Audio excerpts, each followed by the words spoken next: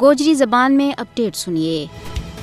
بھارت ایک بکھی جمہوری ملک ہونے کا اچا دعویٰ کرے لیکن دوجی بکھی جمہوریت کی جڑ کپن ماں مصروف ہے۔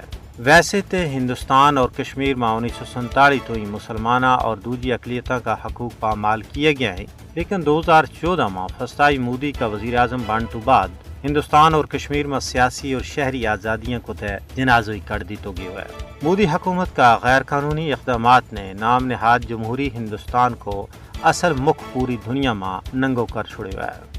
معروف عالمی ادارہ فریڈم ہاؤس اور ویڈم کو کہنا ہے کہ بھارت میں جمہوریت کا پلہ میں آمریت ہے۔ یہی وجہ ہے کہ مسلمان اور دوجی اقلیتی برادریوں کے خلاف ظلم و جبر، ناانصافی، حسد، کدورت اور نفرت میں مجباد ہوا ہے۔ مودی کو غرور ہندوستان نہ آمرانہ حکمرانی کا جبڑ میں ڈبو رہا ہے۔ مودی کی سجی بکھی کی پالیسیاں نے ہندوستان کی نام نہاد جمہوریت نہ پیوند خاک کر چھوڑے ہوا ہے۔ مودی کا ہندوتوا ایجنڈا میں اختلاف رائے کی کوئی گنجائش نہیں ہے۔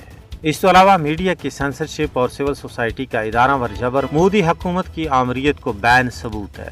مسلم مخالف قوانین کو نفاذ، سیاسی اختلاف رائے کے خلاف بغاوت کا قانون کو نفاذ ہندوستان میں جمہوریت کا زوال کی واضح مثال ہیں۔ جب ہندوستان کی عدالتی آزادی کی گل کیجیے بات قصہ پارینہ ہی بن چکی ہے۔